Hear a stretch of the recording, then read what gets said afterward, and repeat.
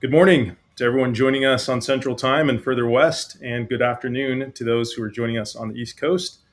Welcome to Red Pepper's continuing webinar series on experience management. Each month, we invite experts to come share with us insights that will help you connect with your customers and employees in more meaningful ways. I also want to welcome those who watch this webinar on demand in the future. We're grateful for your time and to connect with you. By way of context, here at Red Pepper, we are an end-to-end experience management consultancy with full implementation, engineering, and advisory services for your experience management programs. We work both at the corporate and enterprise levels across industries from technology to entertainment to financial services. We also have deep experience in the public sector, education, and healthcare. We are close partners with Qualtrics, and when it comes to XM, we are exclusively focused on the Qualtrics ecosystem. I'm Rob Hinckley. I lead the marketing team here at Red Pepper, and it's my opportunity this morning to introduce our guest presenter and moderate the Q&A portion at the end of our event. So please drop your questions in the chat. We will address those either throughout or together at the end. Today, I am pleased to welcome Haley Kushman, an EX solution strategist at Qualtrics. In this role, Haley is responsible for helping clients design and evolve their employee listening programs. And Haley has a background in internal HR as an internal HR practitioner, and throughout her career has been involved with employee and customer measurement, talent management, and performance management. Haley is passionate about helping clients create great work experiences for their employees through the utilization of employee feedback. And she has a master's degree in IO psychology from Middle Tennessee State University. And she's joining us today from Chicago, where she tells us they're experiencing beautiful spring weather. Today, Haley's presentation is Transforming Employee Experience, Practical Strategies for Actionable Data Insights. And Haley, welcome. Please dive into your presentation. Awesome. Thank you so much for that introduction. That's so kind.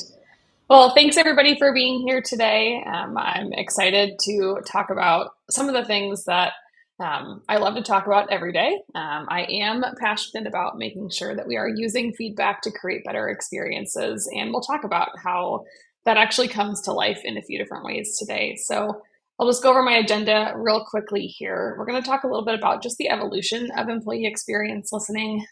You may be, I think of maturity kind of on a continuum. There are a lot of different levels or places that you might be within your organization in terms of the maturity of your program. So we'll talk a little bit about kind of the history of where EX listening has been, and also how to make listening experiences more human, which is really where the evolution is going.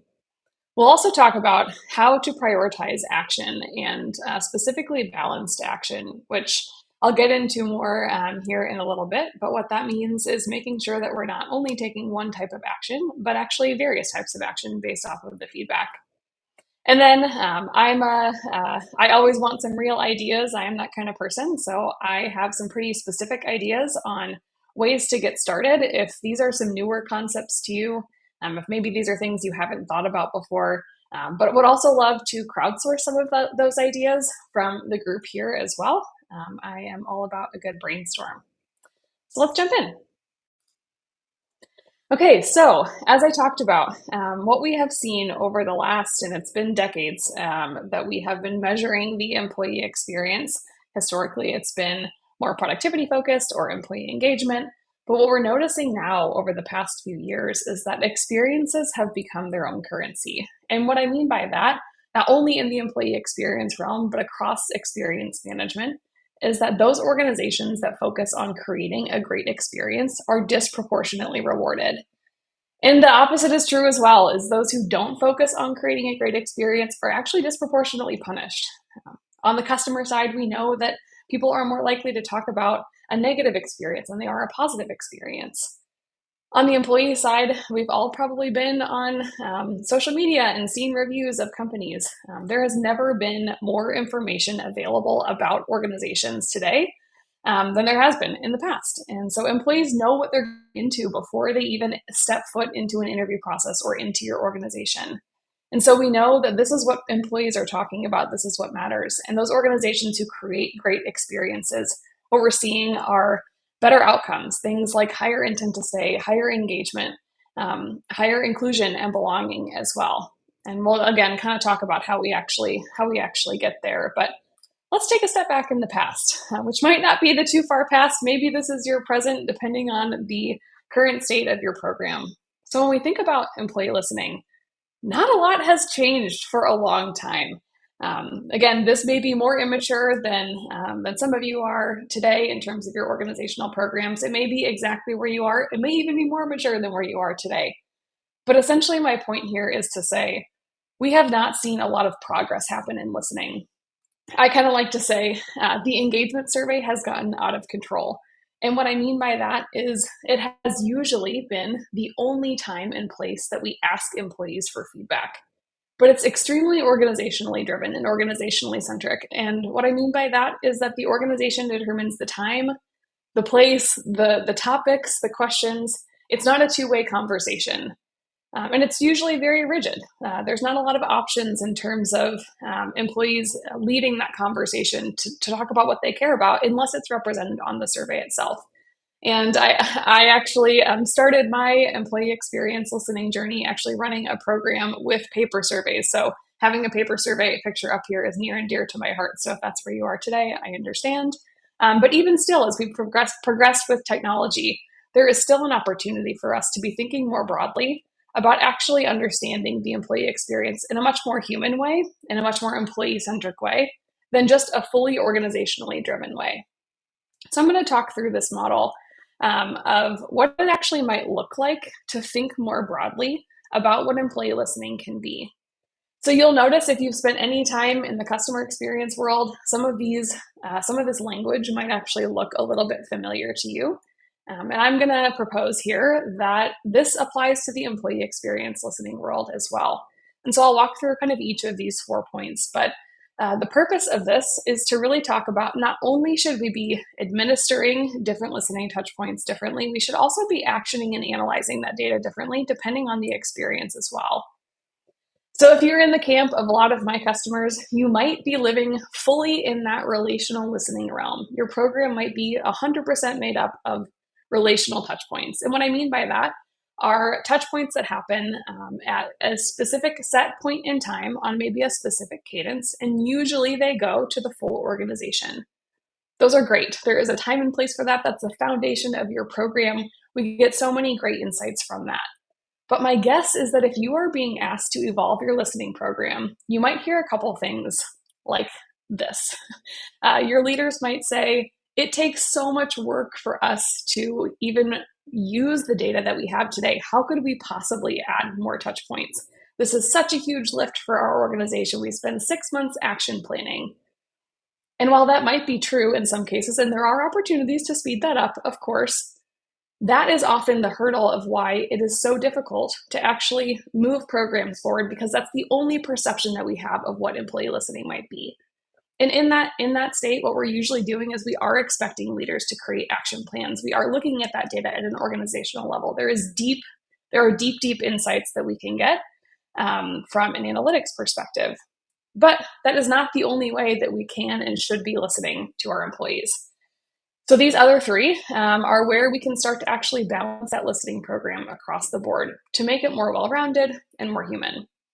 So that second point is experiential touch points. These might be things like listening across the journey, or kind of our buzzword term, which is identifying those moments that matter.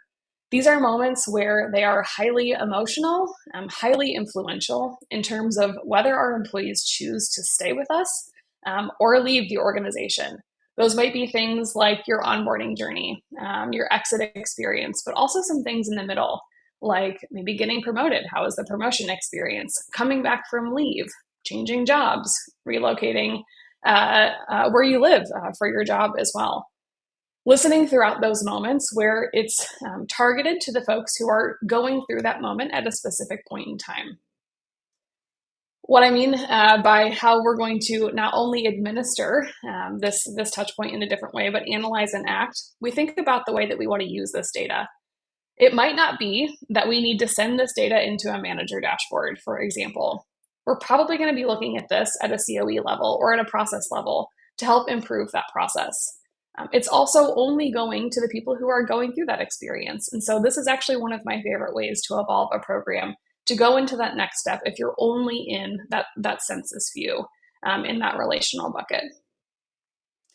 We also start to get a lot of power in relating those two, relational and experiential touch points, and understanding what are the interactions amongst those. What about some of those life cycle or experiential touch points actually create a great experience when it comes to engagement or intent to stay down the road? Now, what may be more unfamiliar to you would be these last two. And these are definitely more progressive. These are the building on the foundation. But one of them, the first one, being transactional. There are a number of moments in which we are interacting with employees one-on-one where it is appropriate to actually close the loop.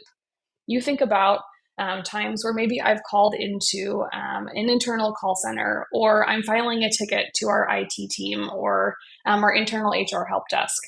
Those are times where there is a very specific instance that I have a very specific problem that's specific to me. I'm using specific a lot, of course, because then I actually want you to know that it's me.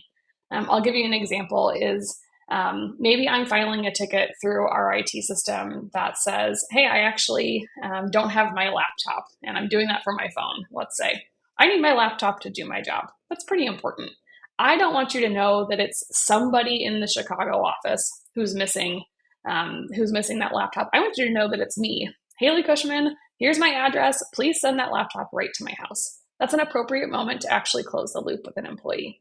And those transactional moments are things that we often find represent high effort moments within an employee journey. And high effort moments actually are really related to burnout from our research.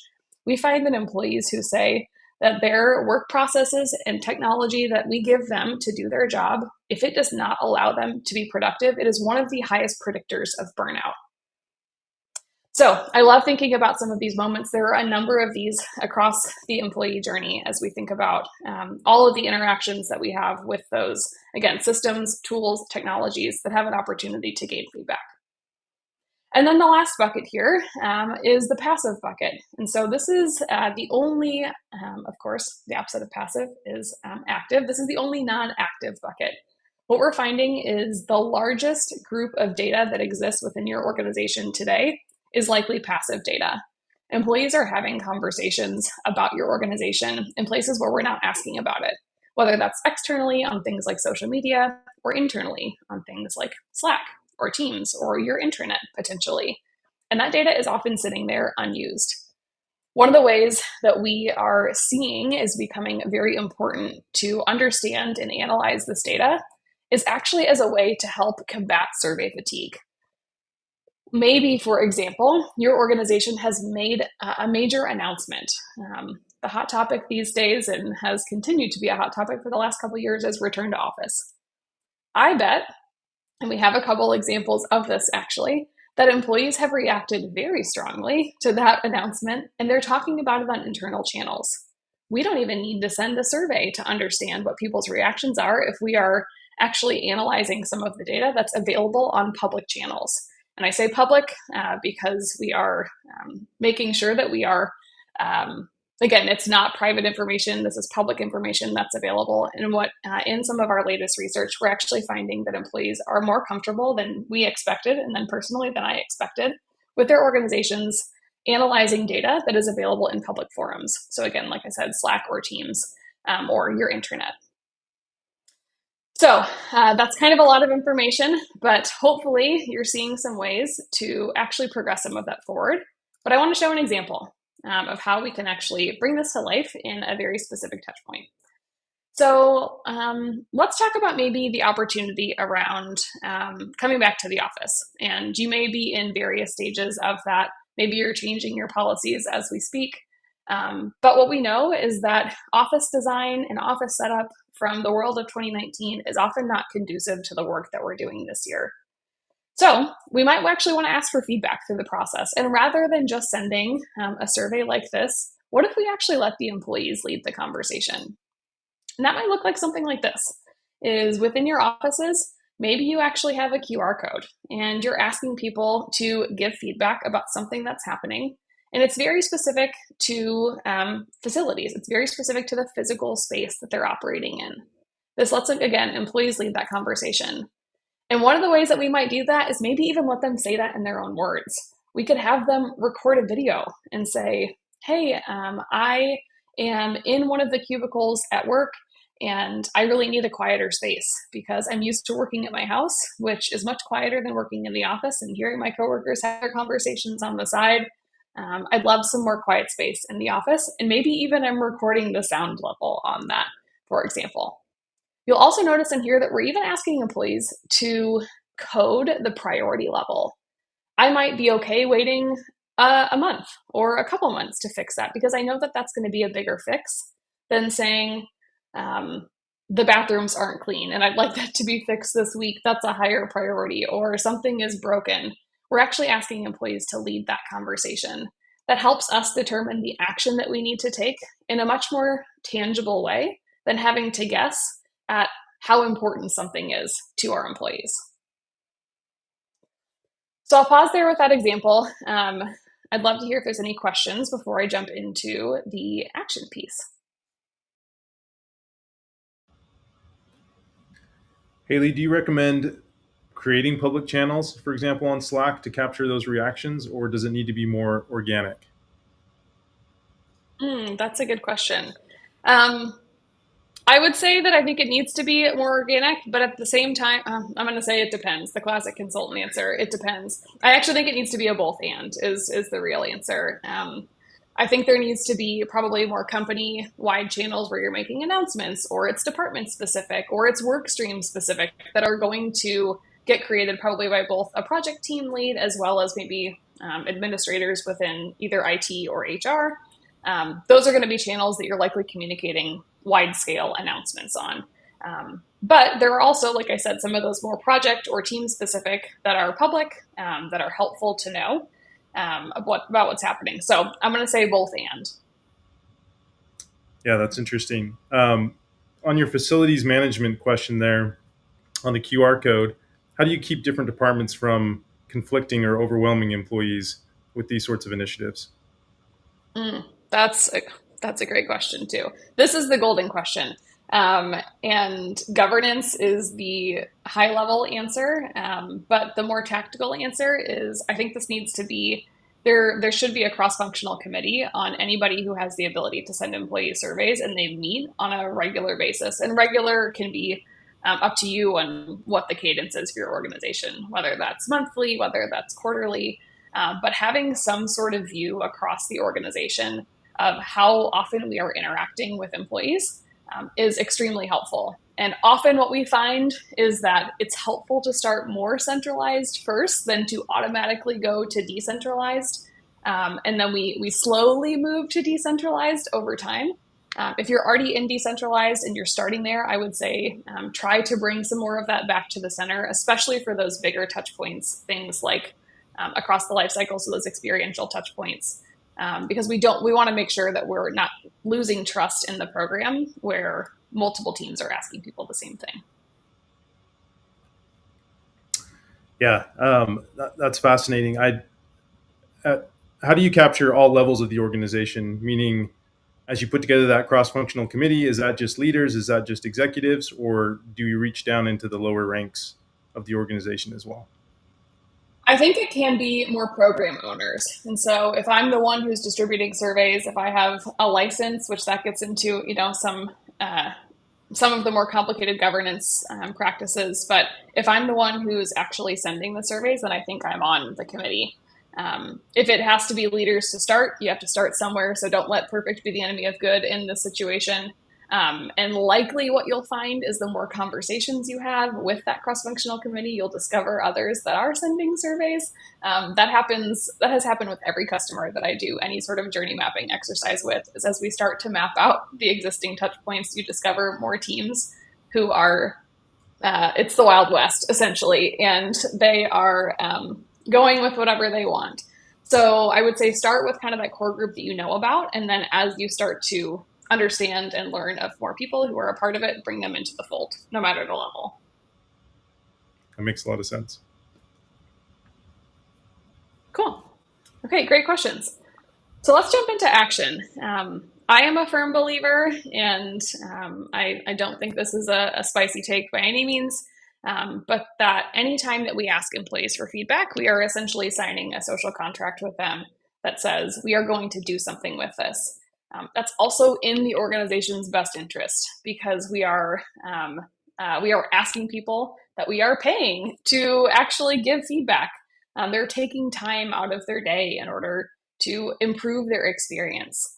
And that's part of why I started with, at the very beginning, with this whole idea that experiences have become their own currency.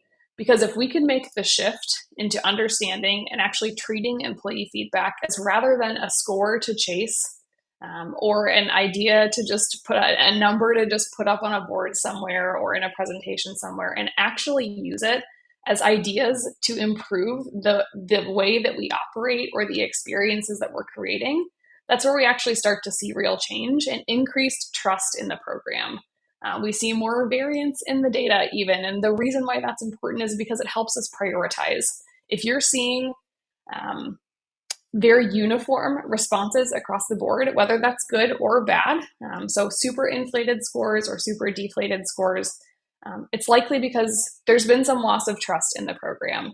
And one of the best ways to increase trust in your program and increase response rates, if that's something that you're dealing with, is to make sure that we are acting on the data. I'll say the caveat of I've never met with an employee experience or HR team who has said, oh, we plan to ask for feedback and never do anything with it. I've never heard that said. If that's you, I'd be shocked. I have never been met with ill intent, is my point. However, what we find is it's almost impossible to over communicate how you're acting on employee feedback. So we need to make sure that we make it very visible and obvious to employees about how we're actually integrating their feedback into the decisions that we're making as an organization. And part of the way that we do that is actually by thinking about action in multiple ways, about multiple different types of action. So I want to talk through these four at a high level and then actually give a couple examples of what I might do if we received some feedback, and how we'd actually differentiate some of that action. Let's jump in. So immediate response. This might be maybe the most uncomfortable evolution of action for you as an organization. Often what we found is that if you've only done things like an engagement survey, you've probably never had an opportunity to have different types of feedback where there is an opportunity to have immediate response or closed loop action. Because in something like an engagement survey, we are going to look at that data in aggregate. Confidentiality is key. So don't misunderstand. I hope that hasn't been the case, that I am saying breaking confidentiality. By no means is that the case. However, like I said, there are some times where in the moment, depending on the type of feedback that we're asking for, there are times that I want you to know it's me. I want you to close the loop with me specifically. There are also times when I want you to only see my data in aggregate. So we'll kind of talk through maybe a couple ways where immediate response is appropriate, whether that's to an individual or to a group, based off of the actual experience itself or the feedback itself. Continuous improvement. So we want to be thinking about how we can use feedback to actually change the processes that we're implementing. Like I said, feedback is not meant to sit in a PowerPoint deck. It's not meant to sit in a presentation. It's meant to be used to actually improve. And the way that we can do that is, one, by having data that's rolling in on a frequent basis about some of the processes that we are implementing, and also then using that to guide and change our decisions. We also might use feedback to actually we might use it within the process itself to actually change some action. And this is going to sound maybe similar to continuous improvement. But when I give you an example, I think it'll become clear about how we start to integrate feedback into some of that action going forward. And then last but not least, we have to be thinking about this in aggregate as well. We have to be thinking about data in aggregate. And we might be finding that there are themes and trends across an organization that actually requires some systemic decision making and some systemic changes. Those might be things that boil up around maybe our total rewards programs, or maybe even career development or leadership development, that some of those decisions have to be made at that top level in order for change to be made. For example, for a frontline manager isn't going to change your total reward system. That's not in their remit, and it shouldn't be. So if we're starting to see that as a theme across the board, that's something that we're going to look at the top line. Okay, so let's actually walk through a couple examples on how this even comes to light. So let's say maybe you're measuring throughout the candidate experience and you receive some feedback that uh, a candidate has had a bad experience with an interviewer who was late to the interview and they didn't seem prepared. So, the four ways that we could potentially act on that feedback, one might be that we're actually going to follow up with that candidate themselves. Maybe it's the recruiter, maybe it's the hiring manager, but we want to create a rescue moment for that employee or for that potential employee, that candidate who has said, hey, this wasn't a great experience for me. And maybe this is even a really high value role. And so we don't want to lose them in our funnel. So we might actually have some immediate response with that piece of feedback. We also might see that this is maybe a common theme, is that across the board, as we're kind of looking at some of this measurement, is there are a lot of candidates who are saying, my interviewer was late to my interview and they didn't seem prepared. This is popping up as a theme in our measurement. So when we think about continuous improvement, maybe what we do is we actually have our recruiters, we coach our recruiters to say, hey, let's be really mindful of scheduling. Maybe what we're doing is we're scheduling that 30-minute interview in a stack of 30-minute meetings where we're not really giving the interviewer time. We're not giving them a buffer of time. We all live in the Zoom world, potentially where we're running over. We're running 5 minutes late on the Zoom meeting. And that's not a great experience for the interviewer. And so we maybe want to look at how we're calendaring interviews. But we also might want to have interviewers actually go through refreshed training because of that. We're seeing that this is a theme, and so we're going to have a refresh on our interviewer training. Now, for process integration, what we might do is, let's say we get this piece of feedback, my interviewer is late and they weren't prepared for the interview, and we're getting it twice in a month about a specific person who's interviewing. Maybe we build into the process a trigger that sends a notification to the recruiter to say, hey, why don't you check in with that interviewer? It seems like there's something going on here, and it's time to have a conversation. And that conversation might be, hey, do you have the bandwidth to do these interviews anymore? Or are you even interviewing for the right position? Or are you have familiarity with the questions that you're asking? So we actually start to build that trigger into the process to say, hey, once we get to this certain threshold, whatever that might be, we're actually going to trigger some sort of action based off of that.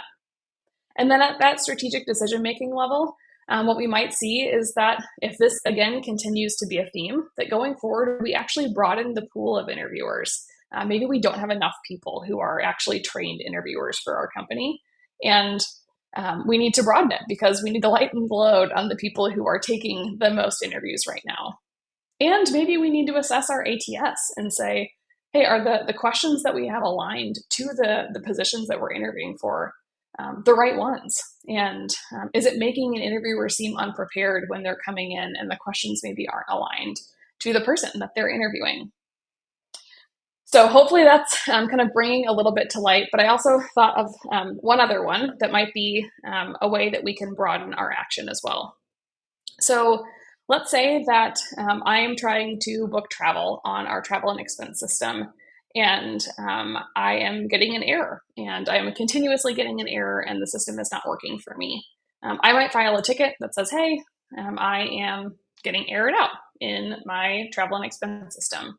I might get an immediate response from the IT team that says, hey, we fixed the error, and you're good to go. And maybe in that immediate response, they actually see that it's not unique to me. It's not user error, which knowing me, it probably is user error. But let's say that it's not and that I'm super tech savvy. And this is actually a bigger problem that they've noticed. And so maybe they send an email or a notification to the organization to say, hey, it looks like there's an error with our travel and expense system. We want to make sure that the system will go down for the next few hours as we investigate, and that's part of the immediate response. So that's an example of a one-to-many immediate response versus just a one-to-one. We also might, in that, see that if this is becoming a theme that we are, again, erroring out, is that we're maybe through continuous improvement actually sending some of that feedback, and the IT team is actually, or the owners of that system, let's say, it doesn't have to just be the IT team, is actually seeing that feedback, and they're managing tickets in aggregate versus just on a one-off basis. And they're starting to see some themes and sentiment across that this is a super frustrating experience. So we actually have some opportunities to improve the process. Maybe we're not enabling our employees well on how to actually use the travel and expense system. So we need to do a refresh training on that. Maybe in the process integration, what we find is if it's one of our executives who is filing a ticket on this, that we send a direct notification to the owner of the system who says, hey, we need to make sure that this person specifically has this fixed immediately. Whether that's, again, process integration could be position specific. There could be a threshold on number of tickets. But we might actually build that into the process to make sure that the feedback is creating direct action.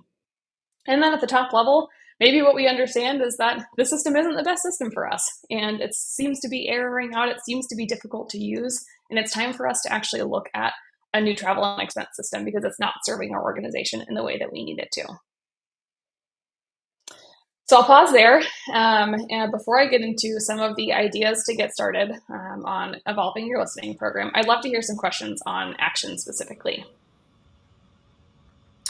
Haley, we have an audience member that mentioned the action loops framework is similar to the idea of action levels that help us understand where we can act and where we are unable to act. What's your reaction to that comparison? Let's see. Can we ask the question in a different way? I don't know if I totally understand the question. Sure. Do you think the action loops help us understand who takes those actions or where the limits of our actions are, or is it very vertically aligned, meaning we should be trying to do all four of those action loops as individuals, as managers? Okay, great question. Okay, I love this. So I'm going to give you the classic it depends, but I'll tell you the dependencies. So it's going to depend on those. Let's kind of bring it back to the four buckets of the different types of listening. And if it's an experiential moment, I actually wouldn't put the responsibility in the hands of our managers if somebody is giving feedback about the onboarding experience. Your manager is responsible for part of your onboarding experience being good, but they're not the ones who own things like orientation or your benefits training or access to tools and systems. There's a lot of other teams responsible for that. So I'm going to say it depends on the moment because we need to know who actually owns the responsibility for creating a great experience there. And it likely is multiple people. It's usually not just one group who's responsible. You don't need to check the box on all four. I think there are going to be moments. I think total reward is a pretty good example that if we're seeing as a theme and a trend throughout our listening that our total reward structure doesn't meet the needs of our current employee base, that's not something that probably requires an immediate response. That's something that's going to be a conversation at that executive level or at that total rewards leadership level to say, hey, let's look at what we're offering our employees here and make sure that it's something that's appropriate for the group that we have. So no, I don't think we need to check the box on all four for every listening moment. I think it is going to be different. Like I said, in maybe your engagement survey, I wouldn't recommend an immediate response based off of a piece of feedback from that. That would freak some people out, and we are promising confidentiality in that, so we want to maintain that confidentiality. So in some of those other experiential or transactional moments are where we're probably going to have multiple levels of hitting multiple of those loops. Hopefully that helps. It does. I think it's helpful to understand that it's not something that we're trying to either nest or do all four every single time. I have another question here. This is a little bit, maybe it could be a yes/no question, and this is from myself actually. So our last webinar guest, Bruce Paul, talked to us about banks surveying their customers, and he challenged us with the idea that it's better not to ask for feedback if we're not going to act on it. And so my question to you is that what you mean when you say that this is a social contract to ask for feedback? And maybe elaborate on that. Mm-hmm. Yeah, that's exactly it. However, what I will say is I hear that a lot. I hear that pushback a lot is we're not prepared to act on this feedback. And one, I would say that question needs to be revisited pretty frequently if there's something that you stop doing. So maybe what you stop doing is asking about, and I'm talking a lot about total rewards right now because I think that's kind of usually the hot button one on surveys where we don't ask about benefits or comp because we can't make any changes right now, let's say, to that. That's not something we're going to change with the flip of a switch. However, we can't stop asking that about that indefinitely. At some point, we do. That's a very important part of our employment. So, yes, I do agree. However, I think we can't rest in that question for too long before we completely lose trust with our employees and they start to feel like we're just not asking because the feedback is too hard. Yeah, that's actually great to flip it that way and basically say, let's not use that as an excuse indefinitely to keep us from asking some of those harder questions. Um, the organization needs to prepare itself to act if that's the case, because there's questions that need to be asked. Right. Um, one more on this section. So you talked about sort of over communicating on how we're going to act on this feedback. Is this a way of sort of telling them what we're going to do with your feedback, doing it, and then telling you what we did with your feedback, or is it not that simple, or is that oversimplifying it? I guess to say it that I way. don't think that's oversimplifying it. I think that framework alone, responding that you've gotten the feedback for one, I think that's great. And hey, we plan to talk about it on X date or in the next time frame or whatever that might be. And then what we've done and then continuously relating decisions back to it is exactly right. And what I often find is when there's a perception, and this perception is strong through most of our research, what we find is often the lowest scoring item on most of our surveys is the I call it survey action perception, but essentially it's the idea of I believe something will be done with this feedback. We often find that that's one of the lowest scoring items. And again, I don't think it's because of bad intentions. I think it's probably because we're not using the right mediums to communicate how we're actually acting on feedback. And so I think being multimodal in our communication is usually really important with that. So not only making sure we're keeping it top of mind and that feedback is just a part of the way that we work, but it's actually using multiple modes of communication when we talk about that action as well.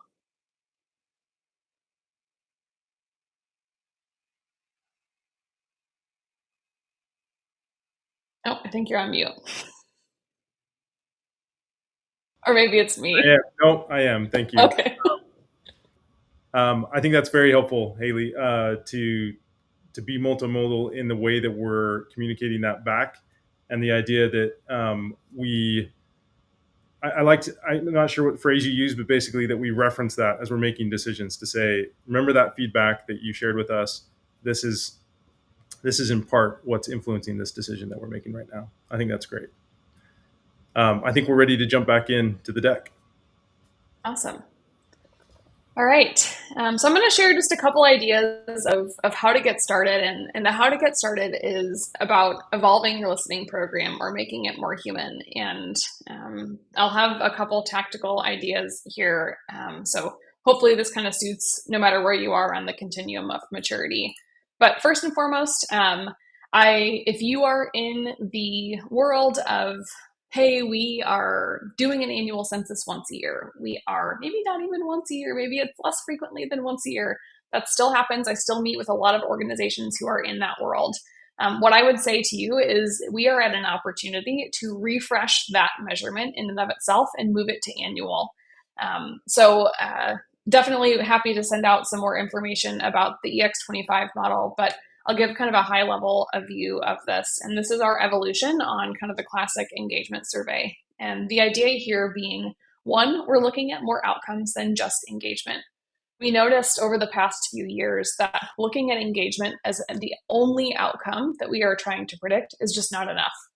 Employees were engaged and still leaving. Employees were engaged and not feeling included. Employees were engaged and feeling burnt out.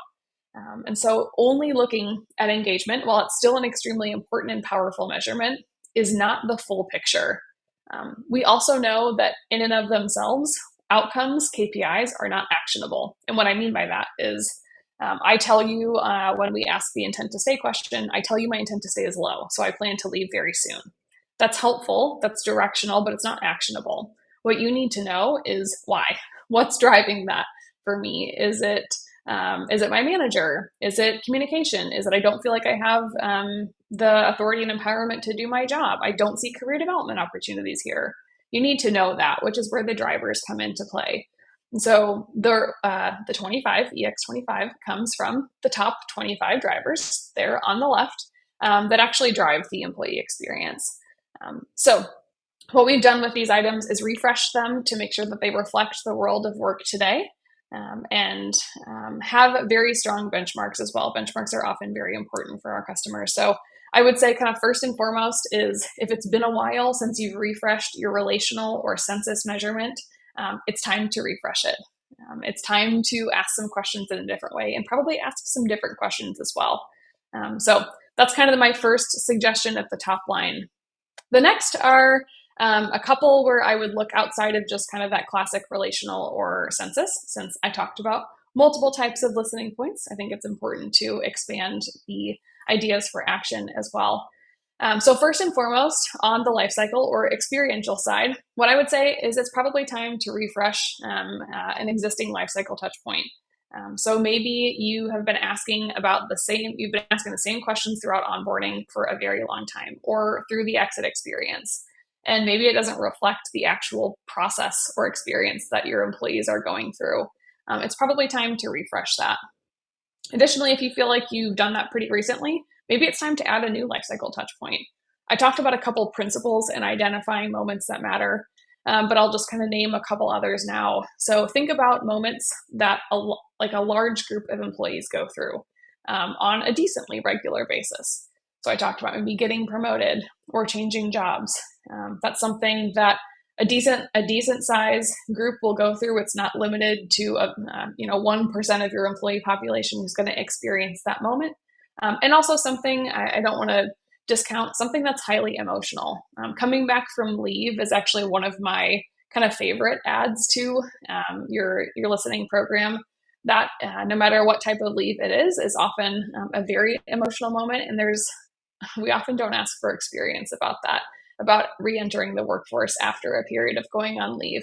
And that often determines my relationship with my organization, is how I actually am treated during that period of time. So that's one that I would say I recommend maybe after the performance management process. That's probably one of those moments that maybe we don't want to hear some feedback about, but asking some things that are more pointed about, did you have a conversation with your leader around this process? Do you have a development plan put in place? Did you set goals with your leader? And asking about if that's going well, because that's something that impacts our experience as employees and is highly influential in whether we stay or leave an organization. On the other side, what we often get asked is, are we surveying too much? And so if you are in a place where your leadership team is saying, absolutely do not add any more listening touch points to our program, we are not ready for that, then what I would say is you probably are in a place where you could make the most of your data. And I have a couple ideas here on how that might look. So for one, if you are not already applying a DEI lens to your data, that's a great place to start. And what I mean by that is analyzing every touch point that you have by some of those different groups or different demographic groups that you have demographic information on. So depending on what country or region you operate in, of course, that's going to look a little bit different. But if you're in the US and you likely have some pretty good coverage on a couple key demographic pieces of information for your employees, are you actually understanding how different groups are experiencing different moments across the life cycle? And not only at that top line demographic level, but actually creating intersectional groups as well, because that's often where we find the biggest experience gaps, is creating intersectional data points and looking at our data that way. The second is identifying employee segments. And so at the top line, kind of the most common might be corporate and field, or home office and field, and maybe starting to even differentiate and personalize the listening journey for those two groups. Is there something that your field employees go through that your corporate employees don't, or vice versa? And so asking a question that applies to everybody, aka doesn't apply to everybody, is going to lose trust in your program. I always say that surveys are communication tools. And so what we ask employees about actually tells them what we care about, and or if we even understand what their job is. So if we're asking our field employees something that doesn't apply to them at all, they're going to wonder what this process is even about, or is my feedback even being heard in a way that's meaningful to me? Because it's clear that you don't understand what I do. So maybe there's an opportunity to actually personalize a couple of those journeys or employee personas if you have a couple of those and you're ready for that. And the last, I mentioned this briefly earlier, but is actually connecting data across touch points. This has traditionally been a pretty difficult analysis, I would say, before maybe the last couple of years. Usually been pretty time intensive, but there's been a lot of evolution in the technology to make sure that you're actually analyzing data and how it impacts each other. And I'll give you a couple examples of that. We might be measuring the onboarding experience and wondering how that actually impacts intent to stay and engagement down the road. And we can analyze those two things together to say, hey, it seems like people who stayed, who have been here 6 months, when they say that their training experience during onboarding was highly impactful and effective and it prepared them to do their job, they are X percentage more likely to stay here for the long term versus those who said, hey, I actually didn't have a good experience with training. I don't feel prepared to do my job. I'm out the door after this because I'm not ready to be thrown into the deep end. We can actually do that by connecting those listening touch points within the Qualtrics platform itself and making sure that we're, again, making the most of that data. That doesn't require the gathering of any additional data. It might even be connecting touch points within a specific journey. Maybe it's within onboarding. We worked with a customer who found they measured a couple different touch points in onboarding. Quick quits was one of their kind of top concerns. People were leaving very early in their tenure. So they identified 2 moments within their first 30 days that they actually asked for feedback. And when they connected those 2 touch points, what they found is that people who said on day 1 that they had a good conversation with their manager, they were actually 26% more likely. They had 26% better job satisfaction than those who said, I didn't have a good experience with my manager on day 1. What I like about that example is it's not a groundbreaking finding. Talking to your manager on day 1 is probably something we all expect as employees. But what I love is they're able to put actual data to that. So their employee analytics team was able to say to the business, this matters in a very real way. So make sure that you're letting your managers take time on that first day to actually have a good experience with their employees. So I'll pause there. That's the end of my content. I'd love to take some questions and have a good discussion. Haley, I'm really intrigued by this connecting the data across touch points in your examples here. It reminds me a little bit of James Clear, what he's made popular in Atomic Habits, about a compounding 1% improvement in little areas makes a big change overall. But do you see, like, let's say that bad training experience that maybe indicates that someone's intent to stay is not as high? Is that because the bad training experience is actually consciously leading them to have a bad experience, or are these more signals indicating that something at the value level of the organization should be altered? Is it just about changing those key moments, or are we using those key moments as a canary in the coal mine to say something bigger is a problem here in our organization?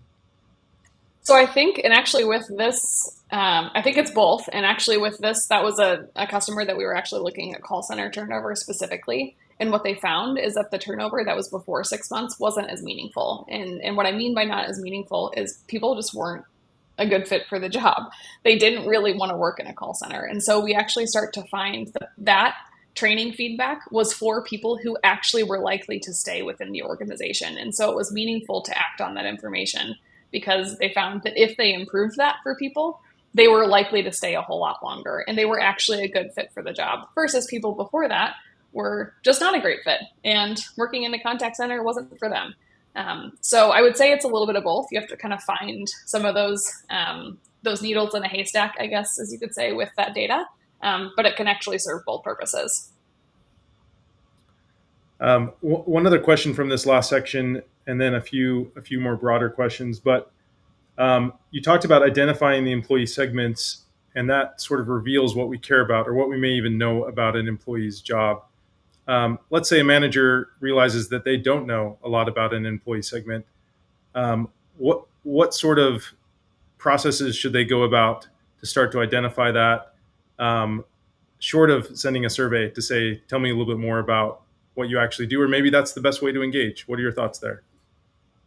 Yeah, I think I think employee segments or employee personas can often be overcomplicated at first. I think they can get a lot more complicated, and you can use data to guide that in a pretty meaningful way, as maybe like your V2 or V3. But how I would actually start is I define first level employee personas as how you talk about your employees today. And what I mean by that is within a leadership meeting or within a meeting with your executive team, how are you talking about different groups of employees? That's often how we find that we can identify a couple of those. We also can't get too specific. If we're getting into, like I said, the a 1% of our employees, that's not a persona group. That's we can't act on that. It's too small.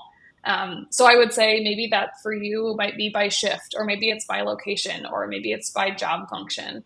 But however you're actually talking about employees today in some of those bigger groups is how I would say that's a great place to start. That's a perfect answer, because we tend everyone tends to sort of give different areas of the business nicknames, or we talk about these people as being identified by their role. So I think that's very actionable for managers out there. Just overall, what is a common mistake that you see organizations make as they're trying to evolve their listening programs? I think the biggest mistake that I see is increasing frequency for the sake of increasing frequency. What we often find, and we the trend of the daily survey rears its ugly head every so often. Like every few years, this comes up as the next best thing. And what we find is that increasing frequency just in a kind of peanut butter spread approach, so doing the same thing all the time, asking the same question every single day to every single group of employees, actually decreases trust more quickly than almost any program and decreases response rates. We even see response rates with the daily survey, and I'm kind of zeroing in on this, but it could be something like a weekly survey as well. Response rates decrease within the first few weeks, and if you even hold on to it for a month, that's kind of a miracle.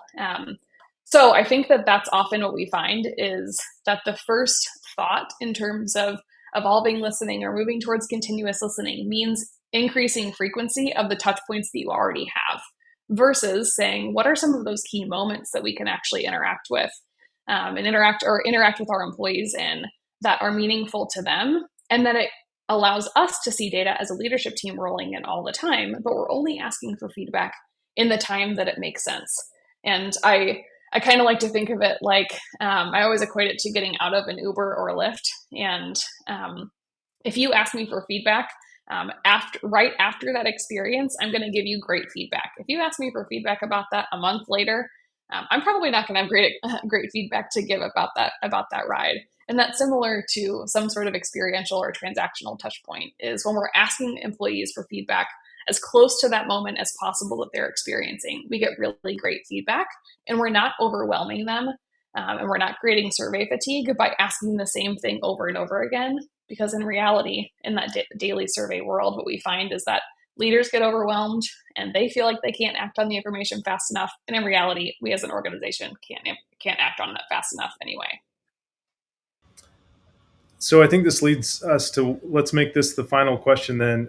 How do we select those moments that matter? If you're put in a situation where you need to decide these are the 3 or 4 moments of this whole experience that we're going to target, how do you go about deciding that, Haley?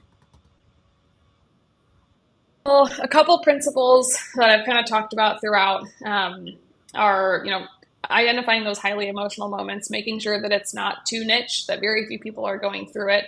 Another principle that I haven't mentioned yet is some sort of moment that you as an organization invest a lot of money in. So that could be something like leadership development or training programs. Those are often a place where you invest a lot and for good reason, but maybe aren't asking for feedback around. And so we need to make sure that the investment is being used in a worthwhile manner. The other thing I would say is to make it real tactical, if you're doing absolutely no listening across a moment that matters, I would say start with onboarding. And the reason for that is it actually helps set the tone of a culture of feedback as employees are starting with you. It tells them that you care about feedback while they are still in a period where they're excited to give feedback. And it helps them realize that, you as an organization actually care about feedback. It also is some of the easier feedback to act on because it's much more targeted about the experience that we're in versus having it be too broad, where we're asking about 30 different topics in one listening moment. So that's probably where I would start if you're doing nothing. Otherwise, I would pick, like I said, I love the coming back from leave moment if you have a large enough employee population. Otherwise, I think the most underutilized moment is performance management. And very few organizations are maybe it's brave enough to ask about feedback after the performance management process, after those big milestones of going through a performance review. But it's a moment that we all go through. We invest a lot of time, energy, and money into that process as an organization. And we have so much room for improvement to make that a better experience. Yeah, that's such a milestone for every employee. Annual review. Well, this has been fantastic, Haley. I've really enjoyed speaking with you today on a few of these things. Love the experiential, transactional, passive listening additions to the idea that we can add that in, and the action loops framework was very actionable. I think I know at Red Pepper we're gonna look at applying some of those things right away. So we appreciate you sharing these insights with us. Thank you very much for joining us today. I want to thank everyone who attended the webinar, and we hope that you'll reach out and connect with both Red Pepper and Qualtrics when it comes to putting in place an employee experience program. We hope to see you at future webinars as well. So thank you all. Thanks, everybody.